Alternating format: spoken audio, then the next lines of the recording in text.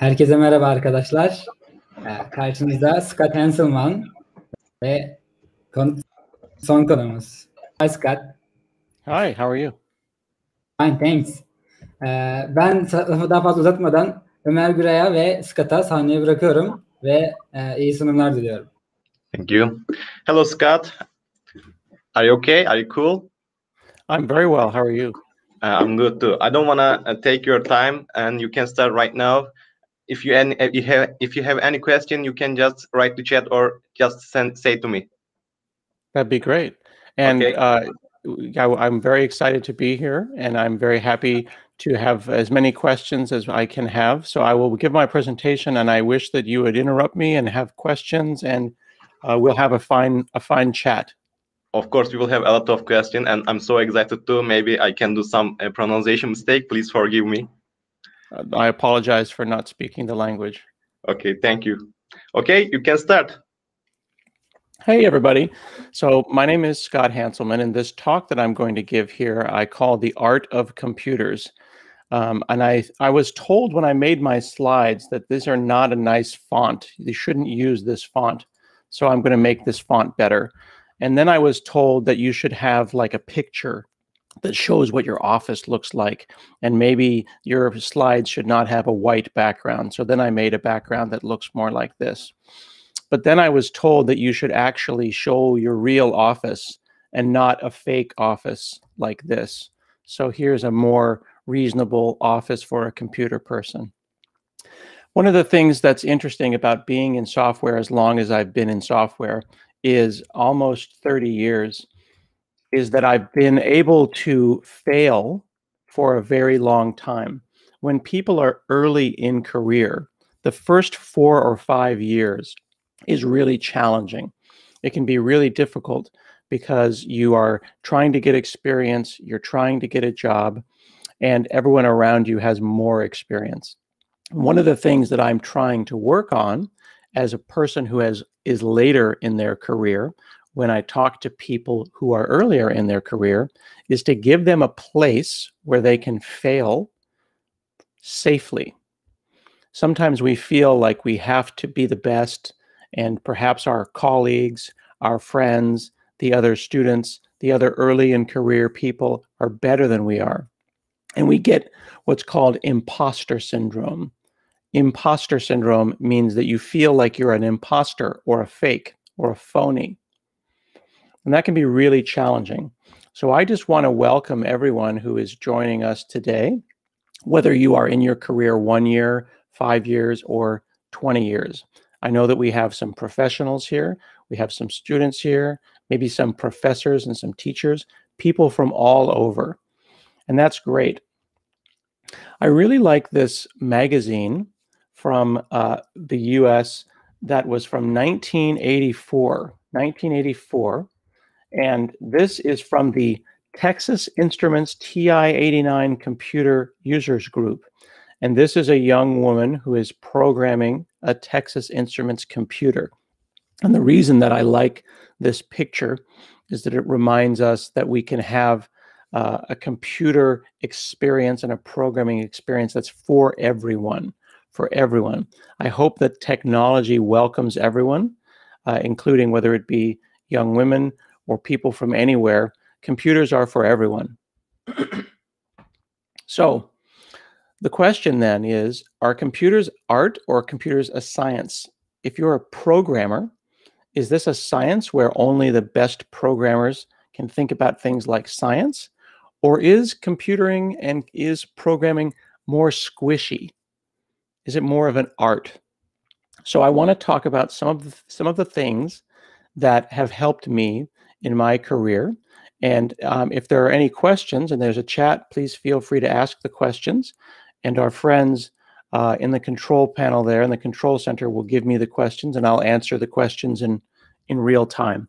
Because right now, this is live, right? And I'm in Portland, Oregon. You can go and Google for Portland, Oregon and see where I am right now. So these are the things that I break down when I think about programming, about computers, and about technology in general. Problem solving, layering, composition, and patterns. And the first thing I'm going to talk about is problem solving. And I'm going to compare an older programmer like me. I've been coding for almost 30 years professionally and almost 40 years as an amateur. Problem solving is answering yes/no questions at scale. Have you ever had a time when you were working on a coding problem, and you were going for hours and hours, and you asked help of a senior engineer, and that engineer maybe came over, looked at your screen and said, "Oh, it's that," and then pushed a button, and then it worked. And you've been sitting there for hours trying to understand what the problem was. And then the senior engineer just knows the answer. You have to ask yourself, how did they know that? Am I not a good programmer? Do I have to work harder? Why did they know and I didn't know? What they're able to do is ask yes/no questions at scale. They have a bank of questions in their minds. I've been doing this so long that I can ask, oh, is it this or is it this? Is it this or is it this? And I can solve problems really quickly. What we need to do when we are welcoming new programmers into technology is make sure that they feel safe and comfortable, that they can ask questions and not have someone say, that's a stupid question. Think about what that would feel like if someone asks a question. They just want to understand what's going on. They just want to be a better programmer. And then we, the senior engineers, the older engineers go, oh, saying that's so dumb. What a dumb question. That's a horrible feeling. There are no dumb questions. There are no dumb questions. So when I teach young people how to program, one time recently, I was teaching some young women how to program, and I said, hey, everyone, hey, kids, let's go learn how to code. And they're like, yay, we're going to learn how to code. I said, okay, here we go. We're going to learn how to code. My toaster is broken. And then I just waited, and I had a long pause. And the young people were like, what's a toaster have to do with programming? I want to write some code. I want to understand how to do computers. And I said, yeah, but I need breakfast. I have no toaster. My toaster is broken. What do you think is wrong with it? So let's think about that. How do we debug my toaster? Well, simple thinking might be, you should buy a new toaster. That doesn't really solve the problem. It just says, we don't know what the problem is. Let's buy a new toaster. Let's just solve it by replacing the computer entirely. That's not a good answer. Let's talk about systems thinking. We spend a lot of time trying to teach people how to code when we should be trying to teach them how to think. So what is the difference between coding and systems thinking? So here is a toaster that's broken. One of the young women said, is the power on? That's a great question. That's an excellent question, because now that person is not thinking about the toaster. They're thinking about the toaster and how it fits into the world, into the larger world. And I said, okay, yes, the power is on. Then they said, maybe we should plug something else in. Maybe we should plug in a light and see if that works. Now we're starting to debug the problem. This might not seem like coding, but these are the kinds of things that we find ourselves being asked when we are doing programming.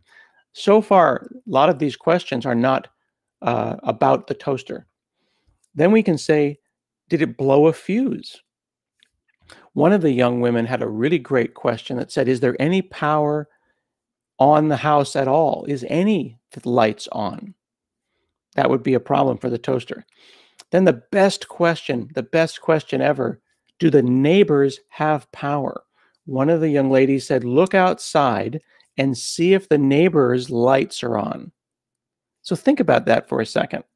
I want toast, and she says, do the neighbors have power? That's a great programmer right there. That's a person who would be a natural coder, because they're thinking about how things work. They're thinking about the power in the city and how that relates to their toaster giving them toast. And then one of them said, well, maybe aliens have destroyed the power grid. Maybe there was an EMP, an electromagnetic pulse. And these are the kinds of fun questions. Hey, hi. Hey, I have a great question in chat. Yes. Which one is better, asking question to seniors or try to answer yourself in the internet? That is a great question. That is a great question. Yeah, thank you so much. So early in career programmers, they Google a lot. They go and search around, because what they're doing is they're trying to ask seniors. If you Google for something, you are asking seniors. You're asking later in career people, because maybe they wrote it on the internet. So the only difference between you Googling and you asking a trusted senior is one of the people you trust, and one of the people is a stranger. So the question then is, do you think that you should ask a senior engineer that you trust or a stranger for the answer? It's interesting, yes? Yes. Right. So I think both are good. I think when you get to a website, you have to ask yourself, does this seem like a good answer? Why does this person know the answer? I like it when I Google for something and I find a blog post of a trusted person with a face and a name. I don't really like it when I go to a forum and I find a Simpsons cartoon character and I don't know anything about that person. So then I would ask myself, should I call you or should I ask the stranger on the internet? You have to look at the internet and ask yourself, is this a good answer? Does this person know what they're talking about? Because you don't want to just copy paste directly from the internet into your code. At the same time, the senior that you work with, your professor, your parents, your friends, your coworkers, they may not necessarily know the right answer. They may tell you that they know the right answer, and you have to think for yourself. So I like to collect answers from multiple places and then decide for myself if I think that it's a good idea. The interesting part here, if we look at the slide, is that early in career, people go and Google. Later on, someone can ask a question, yes or no. Is the power on? Yes or no. And it eliminates an entire class of problems. So for example, on the left here is a list of problems that I put in. I just came up with these on the top of my head of things that could be wrong with my website. Maybe something with IP address, SSL certificates, date times, permissions, a file is locked. I can ask these questions really, really, really quick in my head because I've been doing this so long. Some of these questions you may also have. You may say, oh yeah, it's probably environment variable, or something changed, or a connection string is wrong. This is our very, very old American president, Abraham Lincoln. And he is over 200 years old. And he says that it's probably DNS is probably the problem with your website. Early in career programmers don't have this list in their heads. They're collecting their own list. And my list is going to be different than your list, is going to be different than Muhammad's list. And then when we work as a team, now we have all of our lists together and we can solve problems as a team, which is, I think, really nice. The trick is, though, if I'm never allowed to ask these questions, then how will I ever learn? We need to make sure that people feel safe to ask questions. And it's our job as later in career senior engineers to give them that space to ask questions, be wrong, and then learn. And then they will collect their own list of questions when they're going and doing problem solving. Next, we can talk about layering. Layering is one of the interesting ways that we hide information. Layering is vertical and hides complexity from myself and from others. The computer is a stack.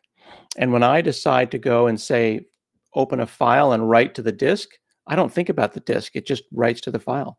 Yes, sir. I have one question. I have one more question. I know that you are managing so many people and projects at Microsoft. During the pandemic, how do you handle the job management? Yeah. Everyone wants to know this. Yeah. Well, so trying to manage things that are complicated, we use layers like this. Just as there's Satya at the top, and there's many, many layers. And my boss is Scott Hunter. His boss is Amanda, and Amanda's boss is Julia. Each person has their own specific jobs, and we try to hide complexity from them. Scott Guthrie, who owns Azure, he doesn't know everything about Azure. He only knows what he needs to at the layer that he is. So when we do layering, we are trying to, both when we're coding and when we're managing, hide complexity. That's the whole point of doing layering. So I have a team that works for me. And for example, James on my team manages some things with the .NET community. So I can give him a strategy, and then he can take care of the tactics of the plan to specifically decide how he wants to do something. And that gives me the flexibility where I don't have to know everything, because this is so important.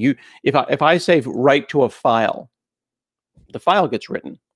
Do you think about the hard drive? Was it your job to spin the hard drive and move the heads? No, you trust the hard drive to do its job. Scott Guthrie trusts me to do my job, and I trust James on my team to do their job, and on and on and on. And sometimes layering is actually lying. We're lying to ourselves because we're hiding information so much. I might open a file, save the file. I thought it was on the local hard drive, but maybe it really went to Azure. And we lied to ourselves with an API. We lied to ourselves with a function. And it's important to remember that sometimes the computer lies to us. It's also interesting to point out that some things in computering look simple, like sending an email. I'm sure that you send email all the time and you don't think about what's behind it. You don't look at the protocol.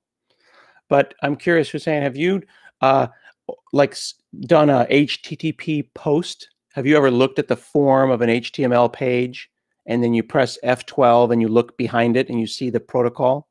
Have you done that before? Yeah, I did it. Yeah. So do you know what the code behind an email looks like? Actually, I don't know. All right. So this is behind an email. So it's name, value, name, value. And then there's a boundary. So here's the plain text of the email. And here's an HTML email. So if you send an email, it can include plain text and it can include HTML in the email. And you see this part here that says multi-part. It has multiple parts. Here's one part. Here's another part. So that's an email, but we don't see that. We only see this. Okay, but you do know what HTML looks like. Yes, so there's of course. HTML. That's an HTTP post. Post to this place with HTTP. Look at this.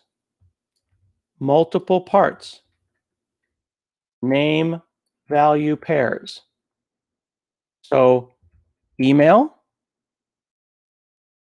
HTTP post.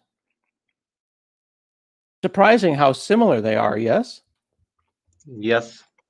So this means if you know HTTP and you understand how the internet works, you may know more about email and things like that than you realized. Maybe all ideas grow out of other ideas.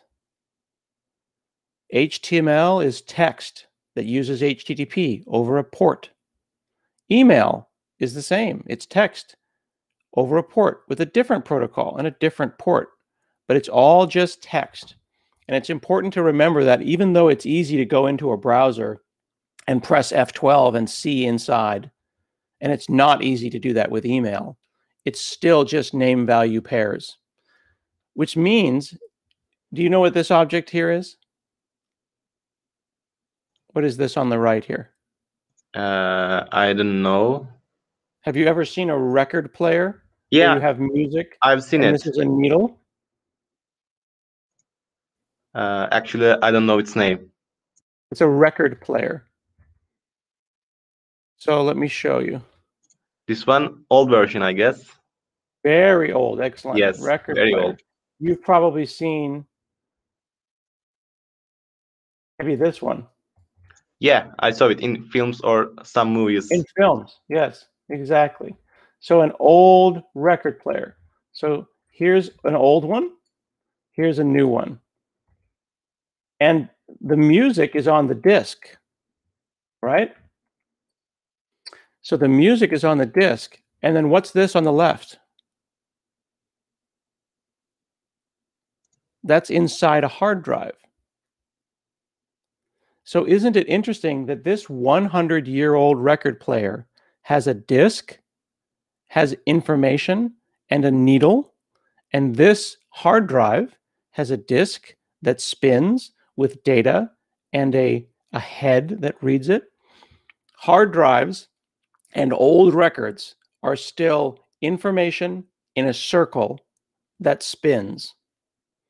CDs, DVDs, same thing, information in a circle that spins that we can read. This means that in technology, we've been reusing good ideas for hundreds and hundreds of years. If it's a good idea, then we should probably keep using it. So the hard drive and the DVD and the record player are very, very similar, even if they don't seem like they're the same. Make sense? All right. It's interesting. It's a different way to think about it, isn't it? Yeah. Yes. So this is an interesting thing to think about when you think about history in general, how these things work. There's so many things that you take for granted. That term, I take it for granted. You just write to a file and the hard drive spins. Or now a hard drive is an SSD. This is a new hard drive. For me as an old person, I find it amazing that that's a hard drive. It doesn't spin at all. And it's too small. It's still small. It's so tiny. And then even smaller, my SD card. So that's a hard drive and that's a hard drive. I feel maybe I would accidentally swallow this and I would lose a terabyte of data if I eat that accidentally. This is a tiny, tiny thing. But I still, as a programmer, I write to a file. File.open, file.write. Doesn't matter. It just works because layering works. Now, I'm curious, do you drive a car? Yeah, I'm driving, have been 2 years. 2 years driving. Does it have a shifter? Do you drive a shifter? Yes. Do you go like, you know, or is it automatic? Shifter. I'm using shifter. Okay, cool. So when some people, they don't have a shifter. They have an automatic car. They just push the gas and it drives. It was easier. It's easier. It is easier, right? Yeah. Because you don't have to think, and then that other hand, you don't have to move it. Yeah. When you're driving the shifter, you know more about the car. You can feel the gears. Yes. And if you miss the shift, you can go. You have to hear engine's voice. You can hear the voice of the engine. I love that. That's exactly right. Now, if you have a flat tire, do you know how to fix the tire? Yes, I know it. I have to know it. You have to know it. You have to know it. Okay. Do you have Uber or Taxify or something like that? We have both taxi and Uber. But taxi is more than Uber. Okay, so if you take a taxi and you're not the driver of the taxi, you're just the rider. Yeah, I'm just customer. Do you have to know how to change the tire? No, I don't have to. Yeah, because you pay the taxi guy. Yes. And if the taxi breaks down, you get out of the taxi and you walk away and you're like, sorry, taxi guy. Yeah. Right? Now, your car, do you know how to take apart the engine and reassemble it into another car? Actually, no. Okay, because you don't really need to because you hire a mechanic. Yes. Right? Computers are the same way.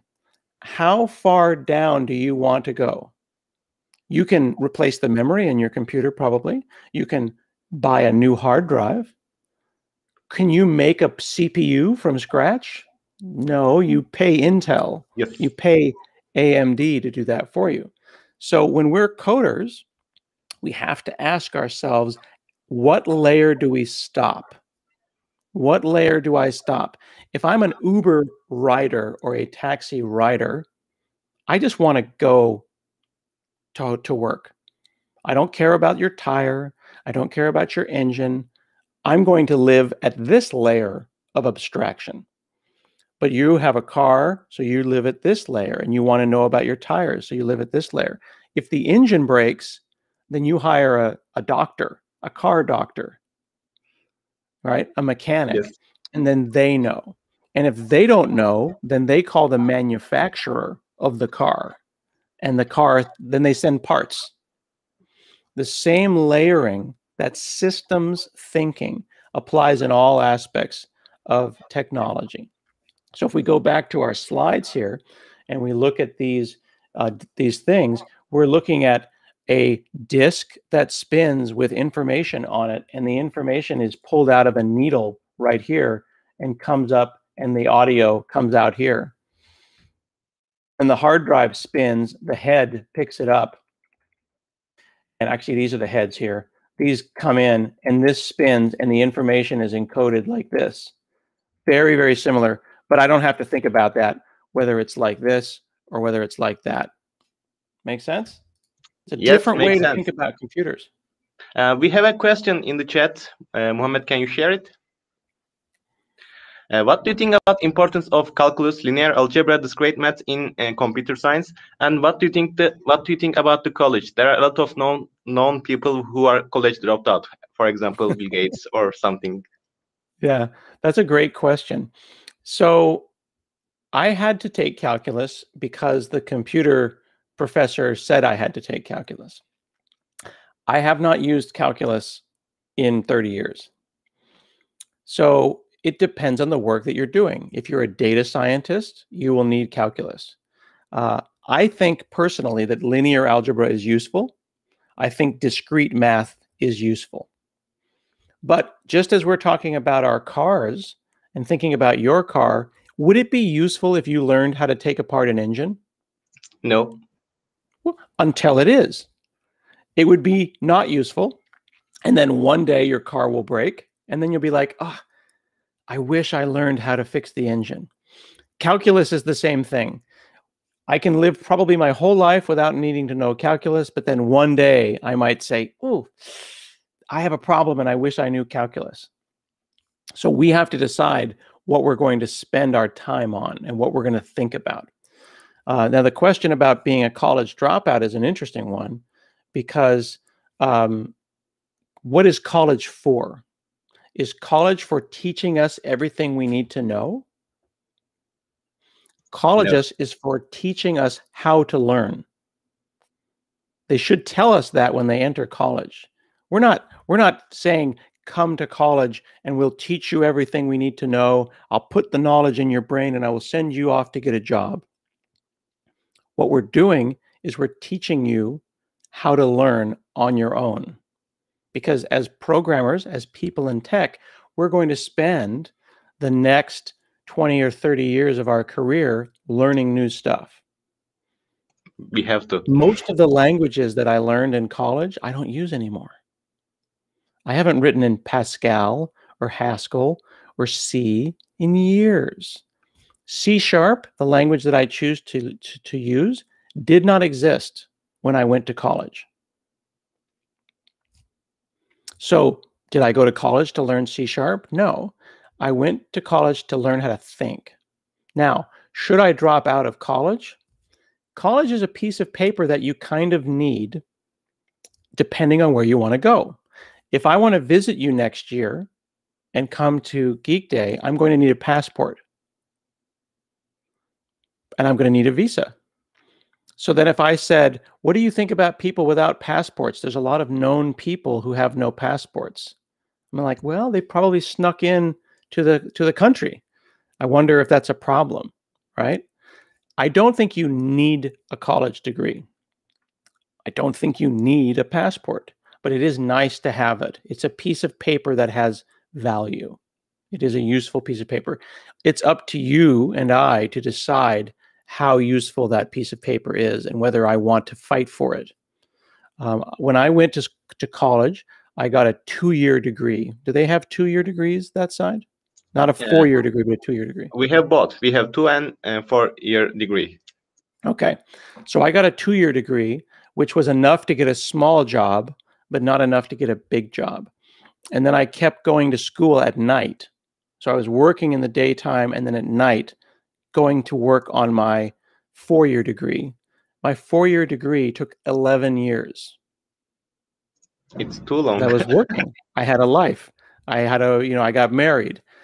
So I didn't want to give up though. So a little bit at a time, I was taking classes in order to get my 4-year degree. And at that point, I was doing it for myself. That's great. And it's a long time. It is a long time.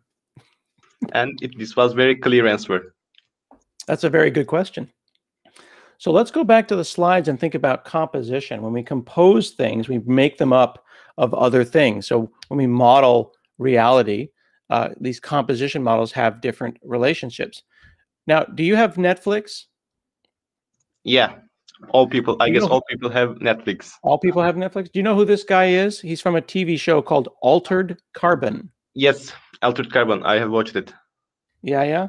Altered Carbon TV show. So on the show, this guy is an AI. Okay, so he's actually a computer, and in the TV show, he plays a hotel that is a computer. And I saw him tweeting, the actor. His name is Chris Connor. He was tweeting, and I saw he was in Portland, Oregon, and I'm in Portland, Oregon. So I tweeted back, "Hey, I think you're great. You know, can we hang out? Maybe we can do a podcast." So then I got to meet him and we got to hang out, and he's super cool. He's like the nicest guy. So we went and we recorded a podcast. I went there with a hard drive, with an SD card, and I recorded a show with him. And he was very charming, and you can listen to the show. But then I went home and I put the hard drive into my computer. And this is what I saw. Have you ever seen a folder that has no name? No, it's empty. This is me looking for my files. Not only did it have no name, but it recursed on top of itself. So as you opened it, it was infinite all the way down, totally empty. So at this point, I'm thinking, this man is going to hate me forever. How can I be his friend if I've lost the podcast interview? Do I call him back and say, can we do it again? I mean, I thought I was going to die. This was the worst feeling ever. But I went into Windows and I could see that there was some space used up. So this tool said I had 28 gigs free and 300 megs used. But Explorer said it was empty. So what do I do? What would you do? Actually, no. How can it be possible? How can it be possible? Well, remember, it's lying to me. That's how computers work. And sometimes the lie works and sometimes it doesn't, right? Sometimes you have a flat tire. Sometimes you have a sick engine. Sometimes your shifter doesn't feel right. Sometimes the noise of the engine is wrong, but everything can be fixed. So I need to flip this upside down, just like I did with email. What's behind this dialog box? There's nothing in the computer that you can't see. So I flipped it and I looked at the back because I want to see what's behind it. And you can see that there's documentation and there are things that should be a certain way. And if they're not that way, you can fix them because it's all just bytes. Remember how I said you write to the disk and it just works? Until it doesn't. Something went wrong. So the question is the data completely gone? Or is it there somewhere? You can see I've got a lot of zeros, but then here I've got file access table 32, FAT32, file access table. So I can dig around and I can start to understand what's going on. If there's some corruption, you can see that there's no name. So I've got a lot of zeros here that maybe shouldn't be zero, but maybe I can fix these. So I don't know anything about file systems. I don't know anything about how to fix this, but I know how to learn. So I can read and I can write code, and I made an image of the file because I didn't want to lose, I didn't want to destroy the disk. So I got an imaging program and I made a copy of the file. of the entire disk, byte for byte for byte. See the IMG? I made an image file. So what's interesting about this? You see how there's 2 backslashes there?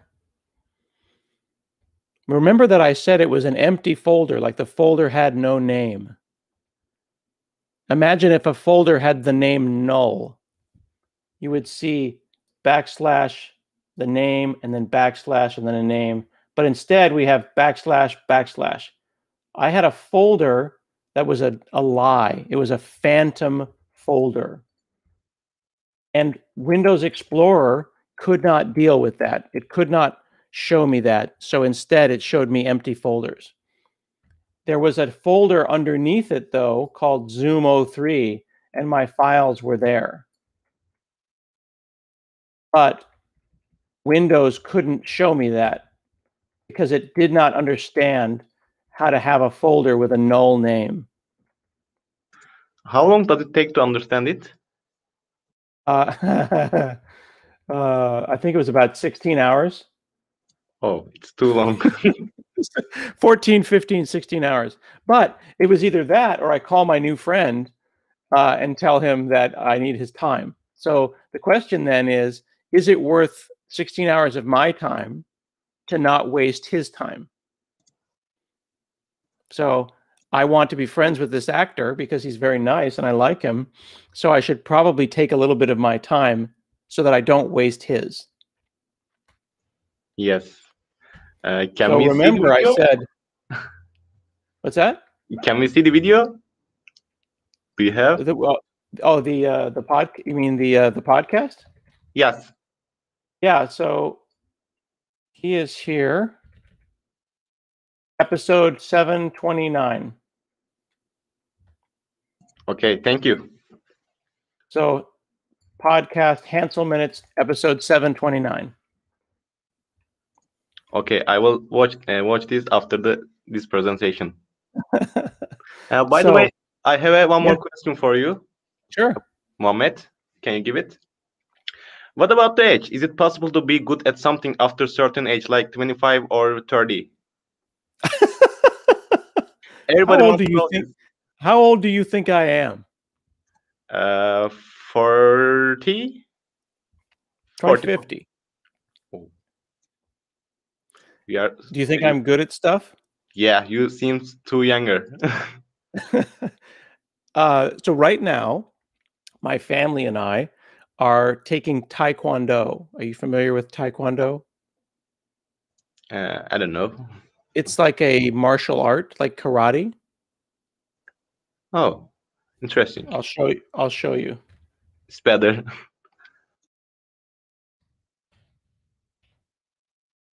Oh, Taekwondo. Okay. I got right now.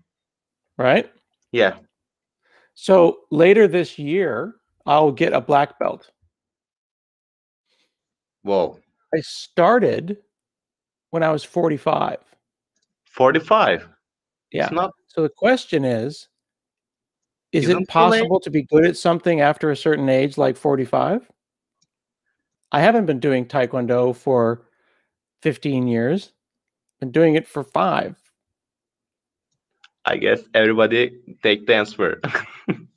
So the answer is yes, absolutely. That doesn't necessarily mean I'm going to be better than someone who started when they were 16. But the only thing that the youth have that the old people don't have is that your bodies work better. But you're going to get smarter and smarter and smarter, and you're going to get more and more experience. So yes, it is absolutely possible to be good at something when you're older than 25. I guarantee it.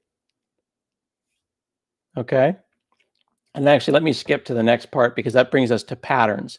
So what is good about being experienced and being older and being in tech a long time? And this is why I want you all to be in tech for a long time.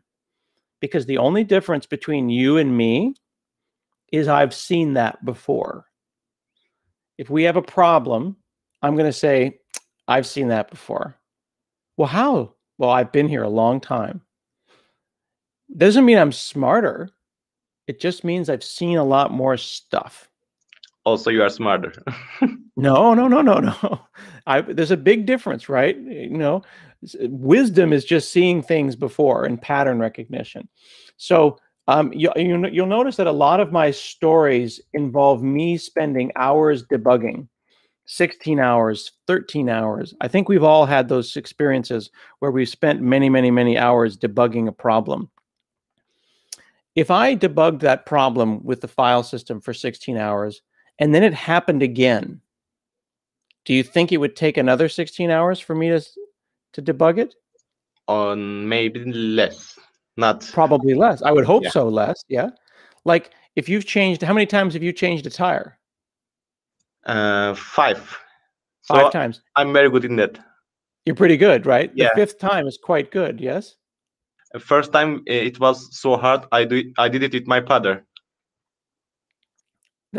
So you did it with someone who'd done it before. Yes. Now you understand.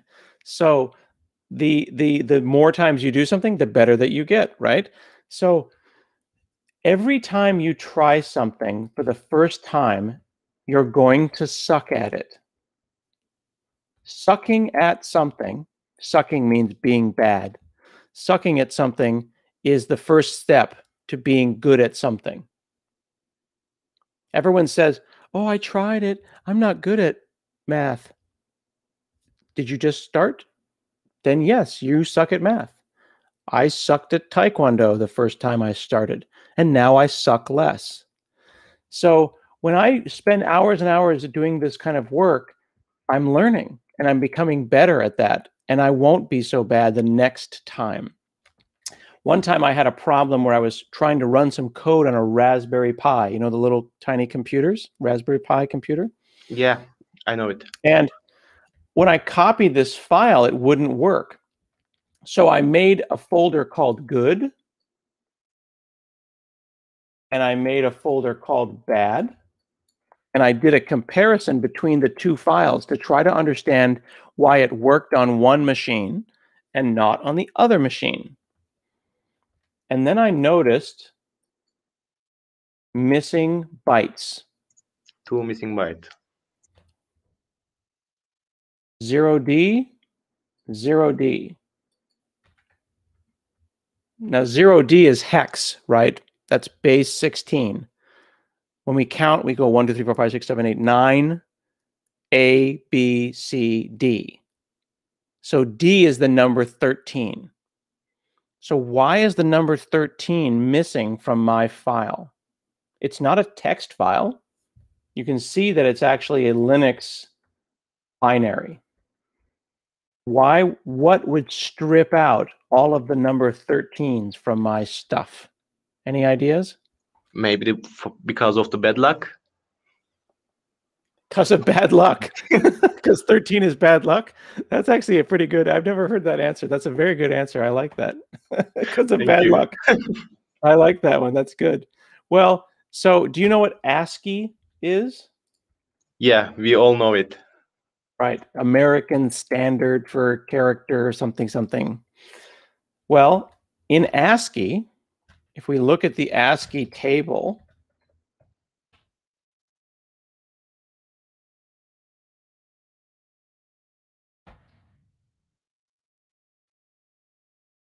"13 is a carriage return, and 10 is a line feed." Okay. What's a carriage? What's it returning? What does carriage return even mean? Actually, not know right now. Yeah. So let's do this. Let's go out to the command line. And I'm going to bring up an old terminal. Don't you think all terminals should look like this? This is the best kind of terminal. I have never seen this before. Now, this is the Windows terminal, but I just applied an old filter. We have black one. Yeah. So watch, I can go like this. I think it looks super cool. Yes. Then I can just go like that and it goes back. All right. So let's make a folder.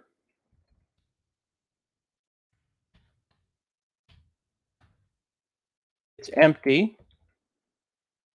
I'm going to say Notepad ABC. And actually, you know what I'll do?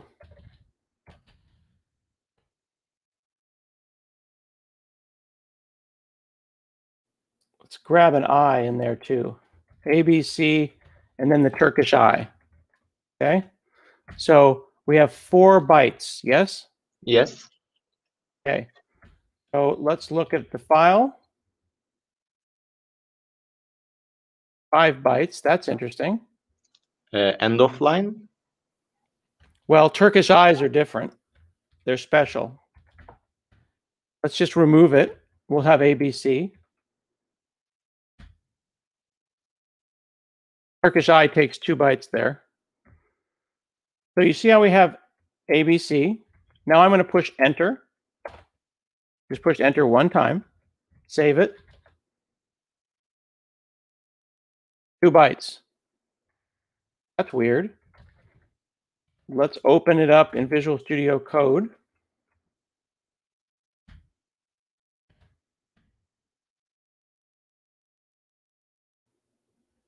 So now I'm going to take that file and I want to look at it as hex.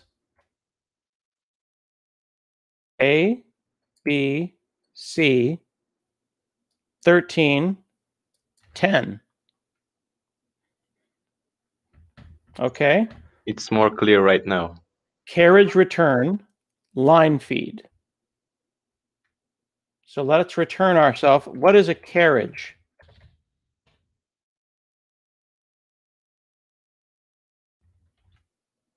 You've seen this before? Yeah, I have seen it. You put the paper here. You turn this if you want to make the paper go. And then you press this. And that whole top part is called the carriage. So when you type, you go doot, doot, doot, doot, doot, doot, doot. The carriage goes like this. And it carries, just like a carriage takes a person, a carriage in a typewriter takes a paper to the other side. Then you push it and you go bing, and you return the carriage.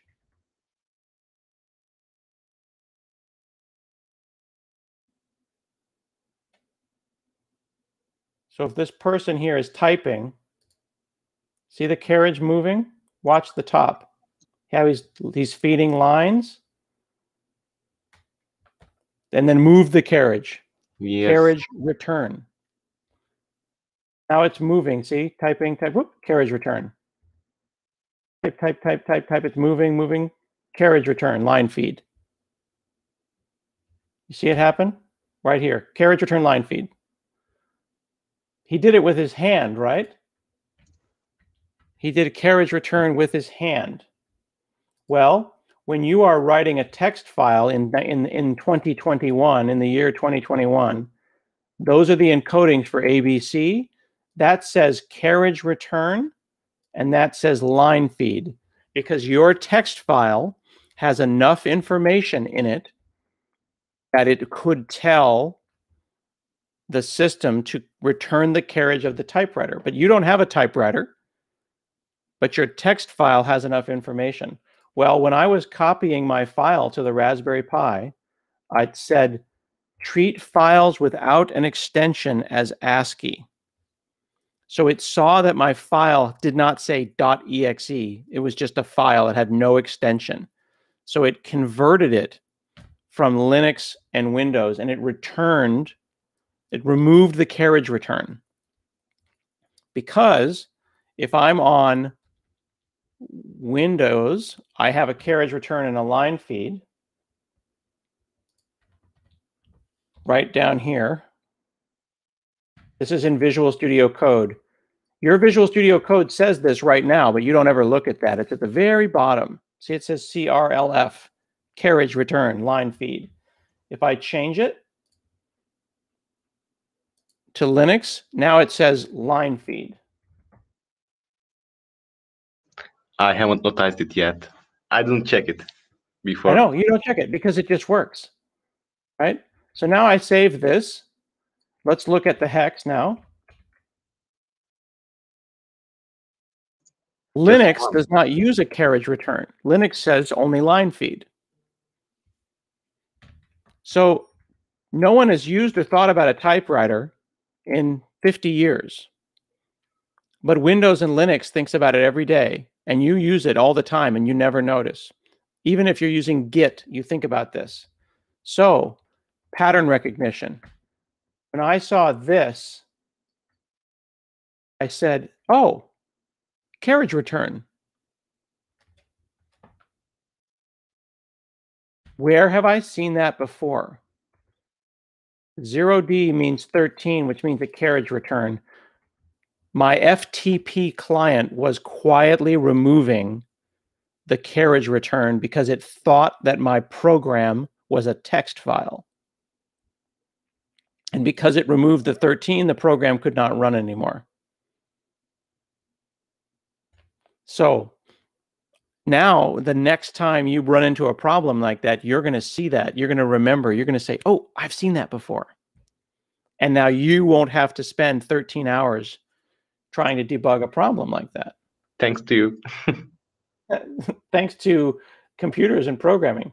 So as we get towards the end of our talk here, I want to remind ourselves and our friends that are listening that we are all amateurs. Everybody is learning all the time. There's no professionals. Everyone is just learning. And if someone might say, I have 20 years experience, you have to ask yourself, do they really have 20 years experience, or is it the same year 20 times? Are they not learning new things all the time? I said that I've been programming for 30 years, but to be honest with you, some of those years I don't remember because I wasn't really learning. Maybe 5 or 7 of those years were the same year because I was just going to work. I wasn't really awake. I wasn't really conscious and thinking about my own learning. So some of those years are lost. So try to be focused on learning new things. And remember this person here. Do you know who this guy is? Actually, I don't know. Okay, so this is a great thing to bring up. Tim Berners-Lee. Tim Berners. See how Google actually auto-completes. Can you read that there? I should know. Yeah. His name is actually Sir Tim Berners-Lee, like a knight. So he invented the internet. So let me rephrase. He invented the web. Okay? Look at his job title. This is a little bit of an English language joke, but do you see that he did not say the web developer? He just said web developer like the rest of us. He's a man of the people. He could have said, I made the web, not senior web developer, but the web developer. So he's very humble, and we should all be so humble. We should just remember that it's okay to be, you've ever seen you have a Swiss Army knife? The little knife that has so many things. Have you ever seen one of these? Yes, I have one of them. Yeah, these are great, right? The thing that's funny about these knives is that they're really kind of bad at everything. Like it's a small knife and it's a small scissors. You know, these are not really good scissors. It's not cutting anything. It's not cutting anything. But this is my career. This is my career. I'm a funny little knife that's not good at everything, but I know a lot of little stuff. And I think it's okay to do that. You know, you can be a knife like this and have many, many little small functions. I know a little bit about a lot of things, and that allows me to be very flexible. But I really need to remind people to don't skimp on the basics, meaning don't forget the basics. Try to understand CPU, memory, disks. Read a little bit about your history and understand how computers and the internet were created. And you will be a better programmer and a better technologist, even though you'll be a funny little knife that's not good at everything. So that is the end of my talk, my friends. I have one more question for you. Mohammed, can you share it? I can't hear you. I think you got muted. Oh, okay, sorry. Having you is great pleasure. Choosing a career path is one of the important things in computer science. When and how should we start thinking about that? When did you start thinking about it? I'm afraid I don't have a good answer for this one because I did not think about it. I discovered the path. When the internet started, I thought that that was going to be a big thing. So the internet was my path.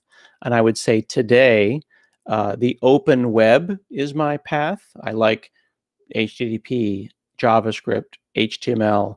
I like open source, so I picked C# and .NET. I don't think you have to pick a path. You can change your job, right? You don't have to be one thing your whole life. When you're starting in computer science, you feel like you have to pick one job. And if you pick wrong, then you're dead. You can switch. A very good friend of mine named Ray Bango started in JavaScript, went to .NET, went back to JavaScript, and now he's doing information security. You can switch careers. If I wanted to become a data scientist now, I could go and learn Python, and I could do that because I know how to learn. So I don't think that you have to pick a path and have only one path. You should always be thinking about it. You should always look around and see up and coming new technologies and say, oh, Kubernetes is cool. I'm going to think about Kubernetes. Would I bet my entire career on Kubernetes? No. But I would bet my entire career on web applications. Right? You're not going to bet your entire career on one brand of car, but you might bet on transportation as a general idea and cars in general. This was a great answer again. It's a good question. I'm looking for chat. I'm looking to chat for questions, but we don't have any question yet. Maybe I'd like to know if the friends they like the talk. If this was okay. I know this is not the same talk they would expect, but maybe it was one that they thought was okay. They were really liked it, and they are so thankful to you. It's my pleasure. I'm happy to be here. Yeah, I'm happy to talk with you too. Cool. Thank you for. I want to remind our friends also that we tried something new here, because sometimes I can, someone comes and they give a speech, and they do their speech, and then they hang up. They hang up the phone. Goodbye. Yeah. But when I talked to Hussein and Mohammed, I said, "Can we try something different?" Okay. Interrupt. Have a conversation. And you could have said, "That's weird. I don't know if I want to do that," or "Are you sure?" And you did anyway. Mm-hmm. And you popped in and you asked questions and you shared me questions. And I think it makes a better talk. My talk is better because you and the audience are having a conversation. Thank you. Thank you. You are so great, man. Thank you for this great presentation. We are out of time right now. It's nice to meet you again. Thank you for everything. Thank you.